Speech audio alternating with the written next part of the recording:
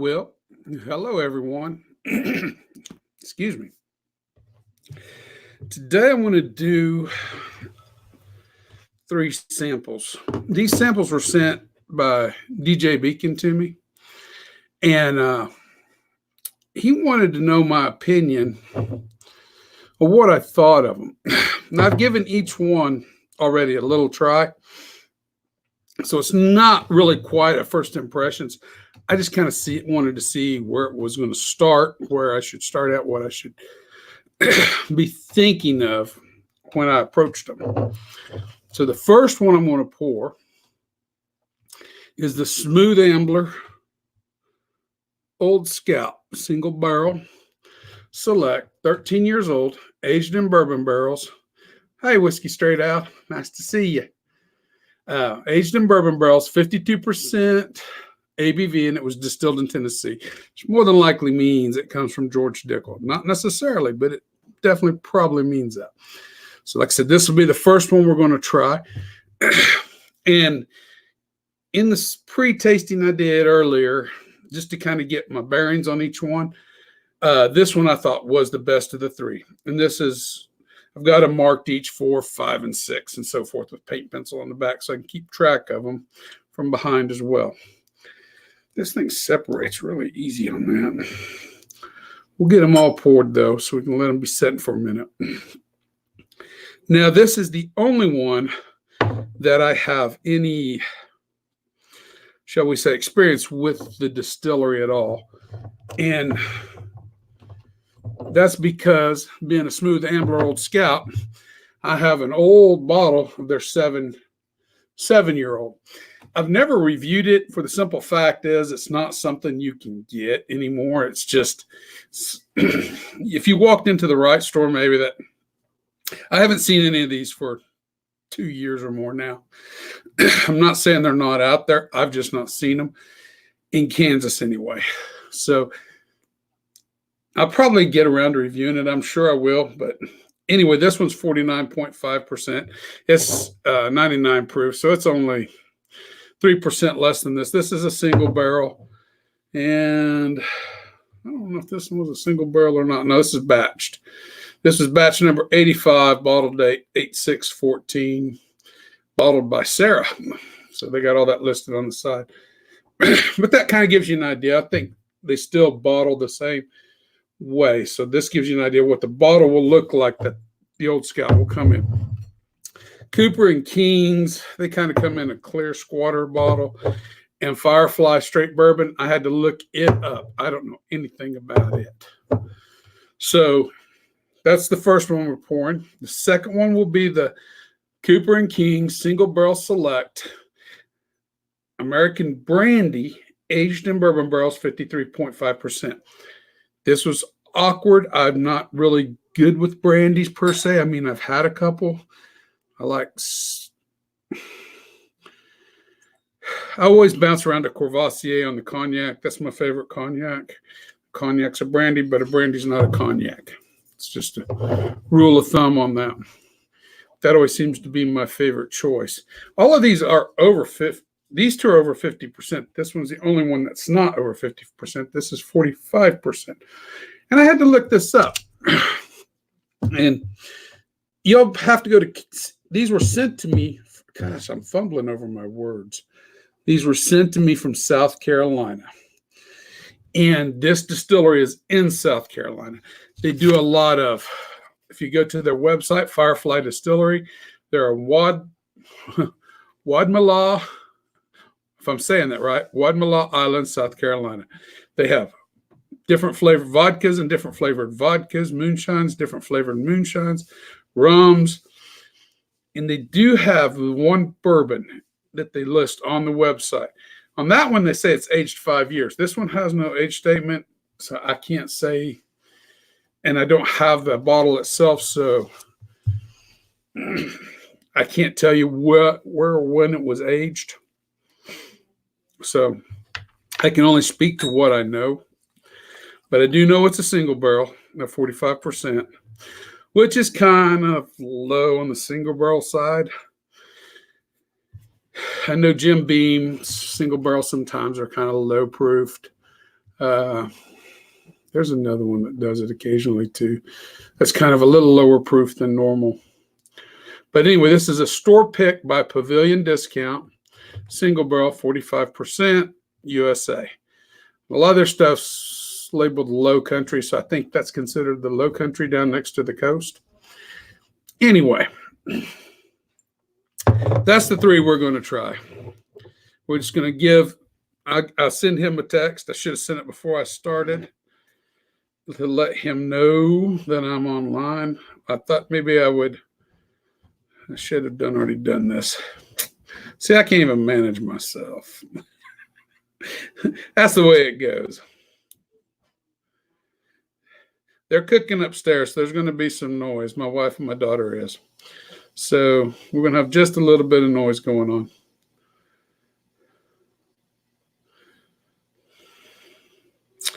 And this will be good.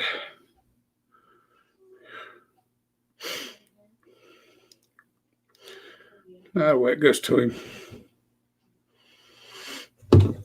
Anyway, let's go ahead and get started with the Smooth Ambler Old Scout. I'm pretty sure I'm going to deviate just a little bit back to this bottle.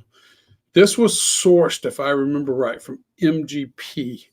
They do distill some of their own stuff. Yeah, because it just says bottled by Smooth Ambler Spirits Company, Maxwell, West Virginia. They had good picks, good barrel picks at one point. And I do know they started their own distilling program now, but I don't know if they've been at it long enough to have any barrels aged enough to produce yet. But I do know when it says distilled in Tennessee with a 13-year age statement, it's always generally going to be George Dickel. Not positive 100%. I can't prove it. But generally, I mean, you only got two distilleries, I think, that's been in business long enough. I don't think Pritchard's has been in business long enough to make a 13-year-old. Just Jack Daniels and George Dickel. Pritchard's the next oldest, and then there's a lot of new distilleries within the last 4 or 5 years. But anyway, we're still on sourced whiskey form. So just so we know where we're at. And it does not say, it just says 13 years old, aged in bourbon barrels. So Kentucky straight bourbon or a straight bourbon whiskey, it does not say on there. So we just kind of have to play that by ear. This is a straight bourbon whiskey in this one. So I'm unsure.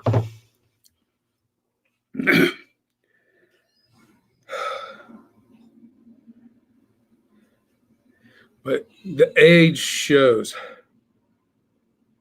Even when on my first taste test, the age really shows in this. It's got a good, even, mellow, gentle nose. Apples and pears. Because it's a light. But then there's that corn sweetness and that rye. And the corn sweetness and the rye, that just separates it and sets it apart. If this is a George Dickel, don't quote me on it, but I believe it's 13% rye. But I may be wrong about that. We're working on a memory that I haven't accessed that knowledge in about. It's been a while since I've done a George Dickel product, so.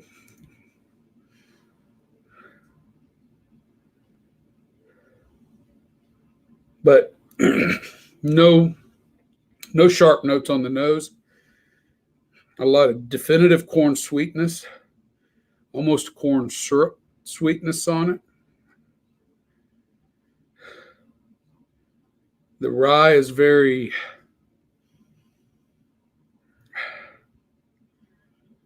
the rye is there, but it's definitely not a bright. It's not nearly as bright as what you would think in a rye. But it lingers there in the background. It gives us a gentle minty note. More of a Light spearmint. And then there's the barrel interaction with the wood. One knows them all first. Then we'll get to the palate. So I got my water ready for the palate. And this one is, this is the brandy. This is the Copper and King Single Barrel Select American Brandy. This is, and it's aged in bourbon barrels. I don't know if it said how long. No, it doesn't. It just says aged in bourbon barrels.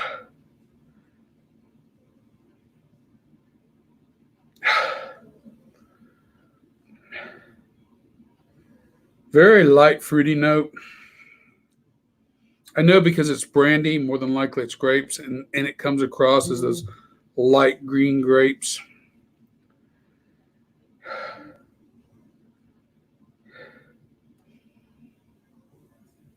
It does smell like it may have just a little bit of age to it. It's not an overtly aged product, but it's not a young stuff either.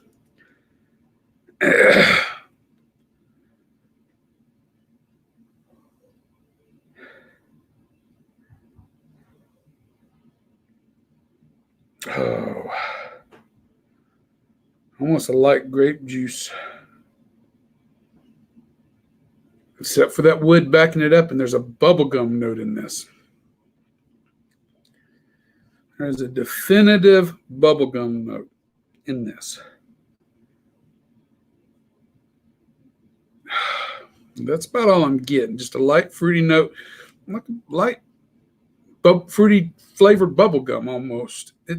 It's the sweetness is there, but it's a light sugary sweetness. This is definitely the dill. The rye gives it a more harsh note on the nose. This has got that, but brandies don't generally have that. And last but not least, we're to the Firefly bourbon. And this is 45%. Don't know the mash bill on this. They didn't say on the website that I could see. Didn't have the barrel size, and if it is aged for 5 years, like it said on the website, but we don't know that, so I can't say that. It doesn't come across as overtly youthful.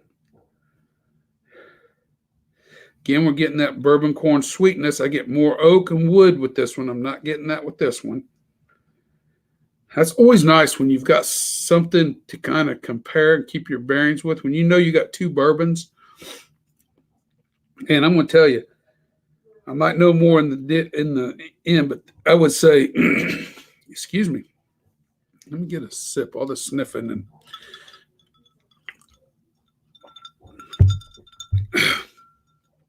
I don't know the mash bills, but I can tell you this is a much higher rye bourbon than this bourbon is.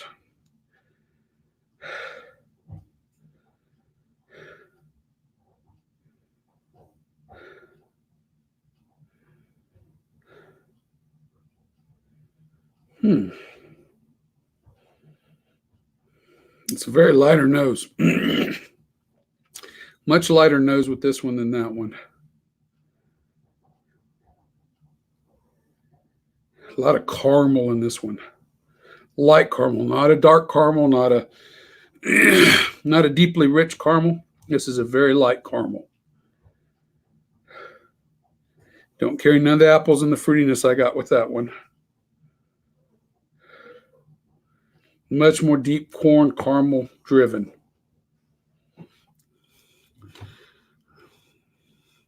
Hey, Swami, nice to see you.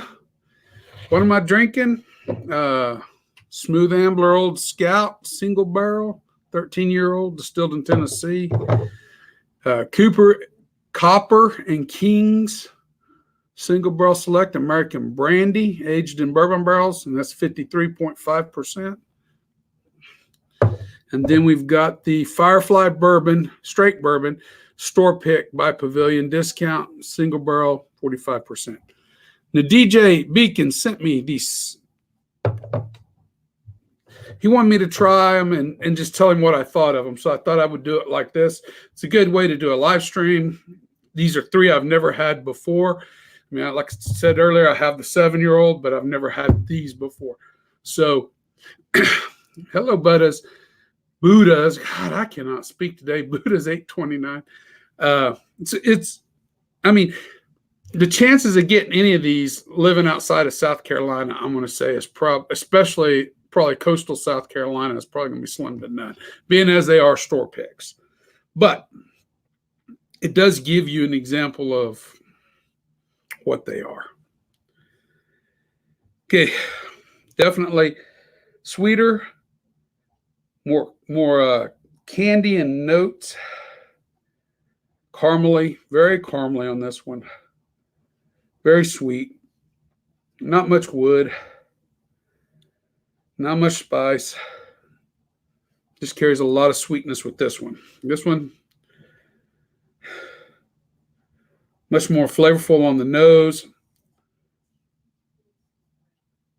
A lot more rye, a lot more spice, a little spearmint.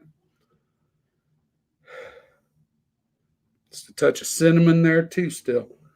You don't get nothing like that with this one. This one may not have it probably has a low rye mash bill if it has any rye at all.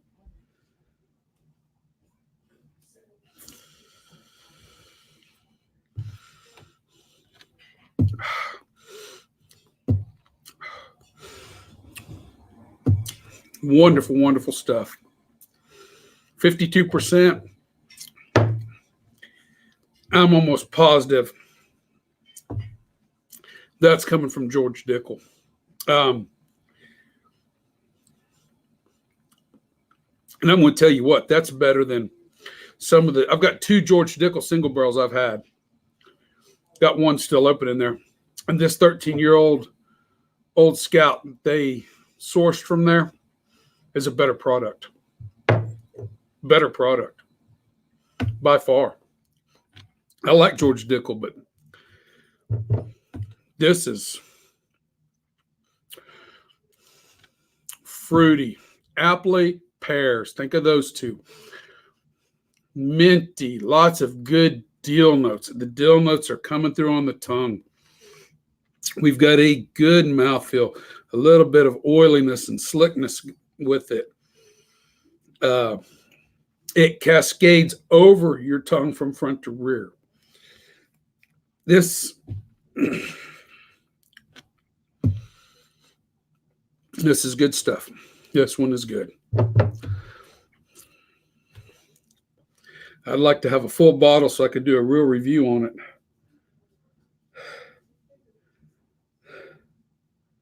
This is good. There's a marshmallow.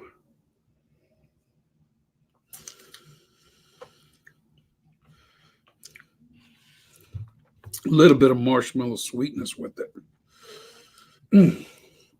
Good long finish. That 52% is hitting it just right. That's the perfect ABV for this.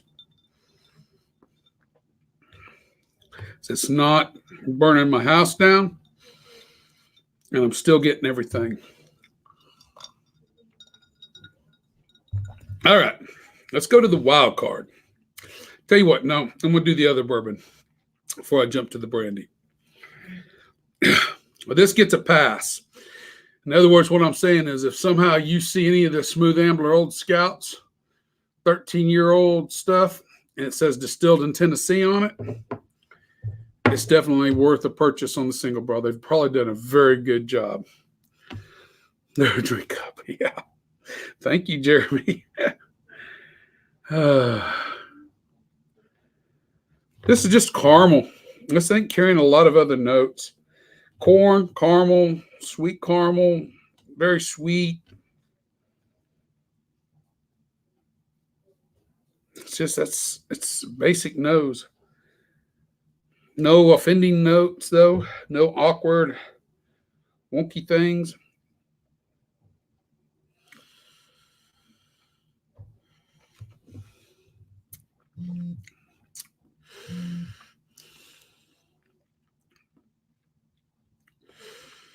Okay.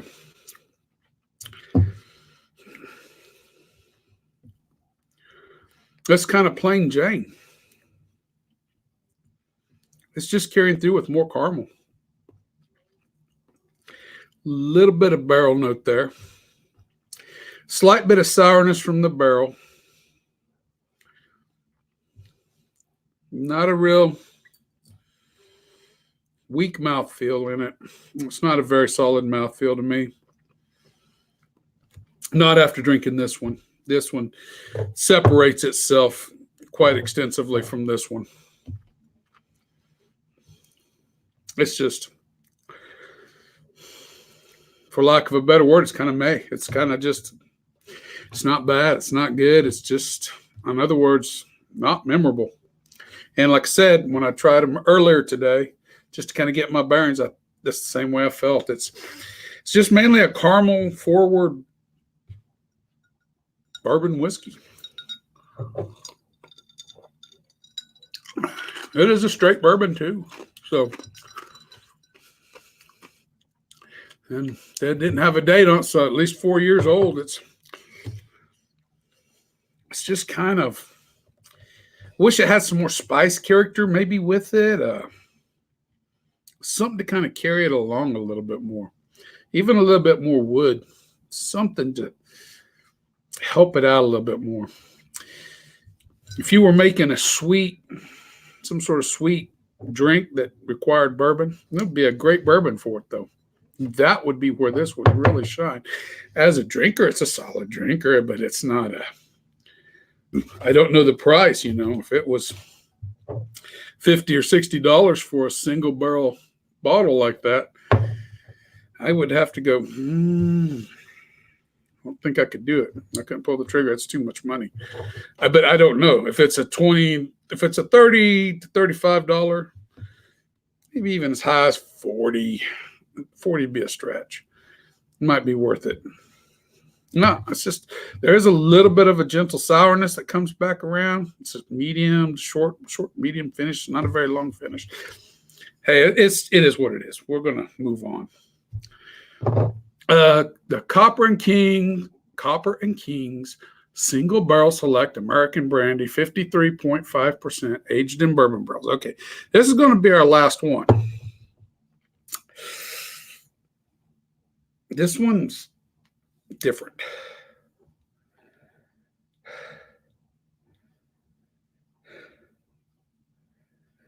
Think of grape cough syrup, grape flavored cough syrups. There's a little bit of that dwelling in this.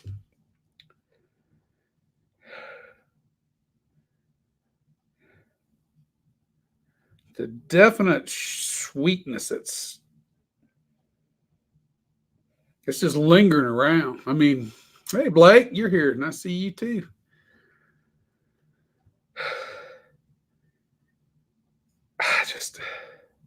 I'm not familiar enough with brandies, guys, to really, I'm only going to be able to tell you a few things and whether I like it or not. At 53.5%, though, this is the highest proof brandy I've ever had. Most all brandies are around 40%. Most all, not all, but most of the ones I've had. There's a light fruity note.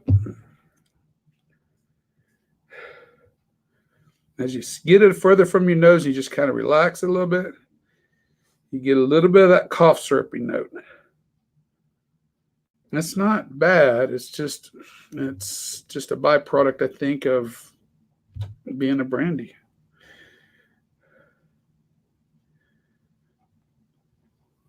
I don't know. That's intriguing on the nose.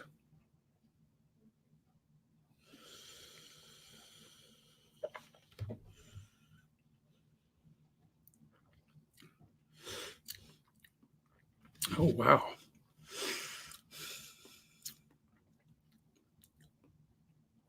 I actually like that.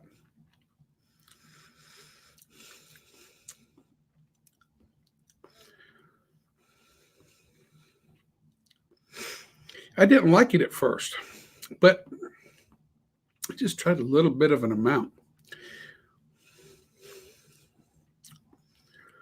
I like it better now. That's not too bad. It's got more flavor profile. You get more sensations. A lot of them I can't describe it. I'm just not familiar enough with tasting notes for brandies, but the tasting notes I can give you there is definitely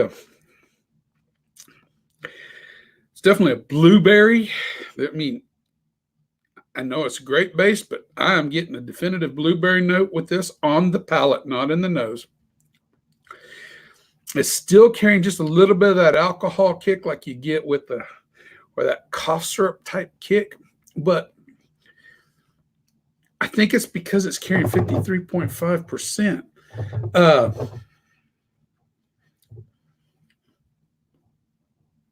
You know, I know this is very unscientific, but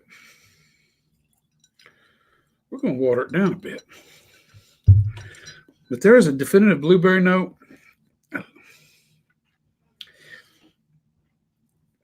There's a little bit of the grape still there. A little bit of that cough syrup note. It's still lingering on the palate really well. So we got a medium long finish. It doesn't have the mouthfeel, this one. It's not, but it's not empty feeling like this one.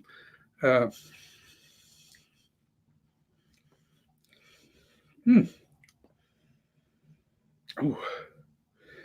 Now, with that much water, hey, Vanessa Kitty, with that much water, we brought it down into almost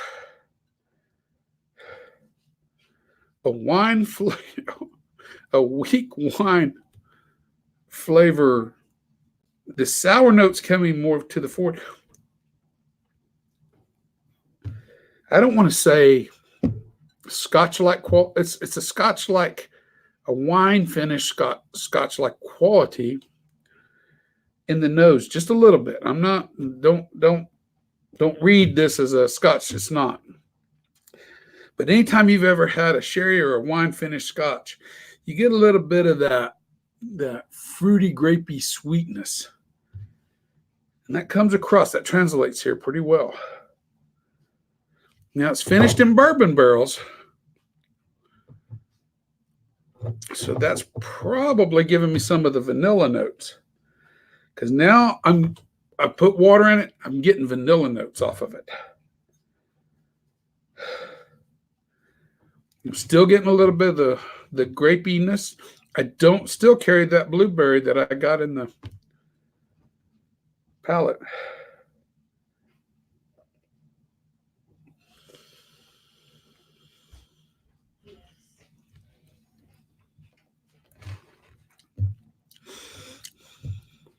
Oh,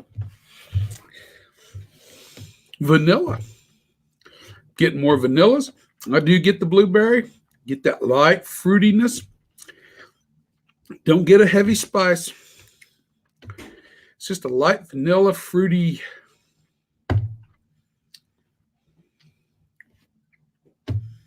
Fruitiness. And sweet. Very sweet. Actually, that's intriguing stuff.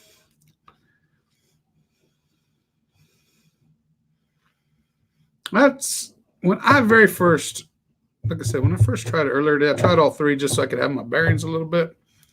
It was wonky and weird. That's why you should never judge it on your very first try. The second try, you will at least gain a little bit more basis of what you're getting. You know, ideally you want a bottle so you can get, 4 or 5 drams into it. Then you can really take your time and assess it much better than you can off these little 50s. Now, these are great, though. I mean, these give me the idea of what I'm looking for. I mean, these are great in the sense that, am I interested in trying the Firefly again? No. Would I buy a bottle of this again? Heck yeah. Heck yeah. Smooth Ambler Old Scout, that 13-year-old? Oh, yeah. I wouldn't even think twice. Cooper, the Copper. I don't know why I keep wanting to say Cooper. The Copper and King single barrel. You know, maybe one that in the right mode, I know I would definitely consider buying. Just for the uniqueness, I would rather go to a bar in this instance with this one and maybe visit it 2 or 3 times if they had a bottle of this and have this each time I go. Have a couple each time I go. That would be great. That would be the kind of where this one would really apply the best. But I like it. It's intriguing, and that's the word that best describes it. Hey, DJ, I'm going over these. You'll have to probably watch it on the playback if you're just here getting here. But just so you know, DJ, Smooth Ambler Old Scout is a hit. I like it. The Copper and Kings, the brandy, it's different. I added water to it. It makes it a little bit better. It takes a little bit of that cough syrupiness that you kind of get, just a little bit of at the ABV it was at. It knocks that out, and then you get more vanilla as it comes out in it. Makes it a little bit more intriguing. And the Firefly, I can't say there's a lot wrong with it. It's just nothing in it's exciting. I mean, it's just a caramel. It's very caramel forward to me. There's just not a lot there. I wish there was a more spice. I don't know if, like I said here, I don't know the mash bill on this, but if it has rye in it, it doesn't have very much. And I would honestly think it probably doesn't have any. It might be a wheat mash bill or maybe just an all corn. I can't say. I don't know. But if there is rye in it, it's not really, I'm not getting it. Not at all. But they're good. They're all good in their own right. And I just, like I've explained already once, I'll explain it again. Tell them once, tell them twice, tell them 3 times. I won't never buy the Firefly. I wouldn't be interested in that. This would be interesting, certain times, certain places. This would be great to have a bottle of. That's how I'm looking at it. So, does it compare to this? Yeah, this is not, this old 7-year-old is not quite as smooth. It's a little more rough around the edges than this 13-year-old is. Still good, but it's just, this is much, much more evenly. It has to be Georgia Dickel. I can't say for positive, but I mean, I'm getting a lot of those notes. It's definitely not bananas like Jack Daniels. Not to my nose, anyway. I mean, we know the only distillery in Tennessee that's going to have barrels for sale. And to my knowledge, Jack Daniels doesn't sell barrels to people like that, to independent bottlers, to my knowledge. We do know Georgia Dickel does. We do know it's 13, so if we base it back, that takes it past 2007. That your distillery list gets a little thin in Tennessee. You go back about 5-6 years. There's not a lot of distilleries producing much. It's just, as I indicated, Pritchard's. I'm not sure when Pritchard's started distilling, but possibly they could have barrels old enough, maybe. But my money still, it's got that, it just reminds me of Georgia Dickel. And I do like Georgia Dickel.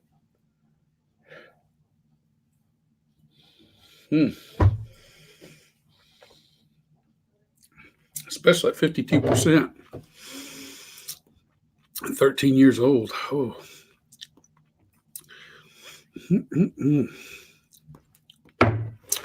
Well, guys, let's see here.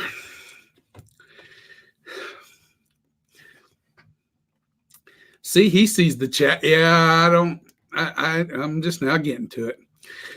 Cheers to you, Blake, and Whiskey, and Jeremy, and I already said hi to Malted and Buddhas, and then Whiskey Straight Out. He was my first inmate tonight. Yeah, Jeremy, I don't think he sees us. Yes, I see you. I just don't look enough. I'm too into this at the moment. It's just the way I am. So, let's see, DJ. Agreed on those three. The American Brandy is a different flavor, lots of fruits. Yes, it is. And lots of berry notes, too. The good news on the Firefly was a 375 millimeter bottle. That would be a good news. That's, and like I said, though, if you were making, and again, when you start adding the thought of mixed drinks to bourbons, price does matter, because an exponentially expensive bottle does not make a mixed drink exponentially better. So if you can make an old fashioned with Jim Beam White, and you can make that same old fashioned with Wild Turkey 101. And the flavor profile difference in that old fashioned is just not going to be there. I mean, it's going to be a little bit, you might notice, but it's not enough to make a vast difference in what you're getting on the drink. Then, in my opinion. Now, other people that are drink connoisseurs and so on and so forth that are looking for those things, they might have a different opinion than me. But I'm talking and I consider myself kind of the average mixed drink consumer, being that 90% of my mixed drinks are either tequila or gin based. Gin and tonics or tequila sunrises. But I don't do that too much. Well, thank you, Buddhas. I appreciate that. I got one more I can release. I shot it. It's icy and messy today and snowy tonight, so there's going to be no outside videos. I did shoot one on Saturday. I've got it. I might release it tonight. I got it edited and everything and ready to go. So, but it'll be the last one in the queue. And then I've got to get busy and do some more. But I also got a work issue coming back up again, so I might have to wait till I'm done with all that. So that's kind of how my reviews go. That's why you don't never see a consistent release of reviews from me, like one or two a week. You might get one a week, And I try to throw a live stream on Tuesdays in when I can. So, like I did tonight. But I'll do that tonight, but then I'm probably going to get my call out Wednesday or Thursday. I'm thinking late Wednesday night, early Thursday morning, unless they break down. And they're getting snow up there right now, so sometimes that throws it back a day, so it might be back a day further. I thought about sitting out there in the ice tonight and doing a review, but the whole table when I do them in my backyard is nothing but a sheet of ice. This is so intriguing. The brandy's intriguing. It's a very intriguing thing. I mean, I like it in a lot of ways. I mean, if it wasn't very expensive for a bottle, I wouldn't mind having a bottle, but I got a feeling that's probably a fairly expensive bottle. And its value, it's as intriguing as it is. As the price climbs, the less intriguing it becomes to me in this case. Versus if this was $70 for the Smooth Ambler Old Scout, I'd check it out. I wouldn't have no problem paying that. None at all. And I still haven't, just so you know, DJ, I still haven't tried that Chattanooga whiskey, so I can't give you an idea on that. That moment may have passed that you mentioned to me, so I'm not worried about it. I know somebody was over in Memphis here a while back, and he mentioned they still had some Chattanooga single barrels on the shelf there, but I don't know when I'll be through there next.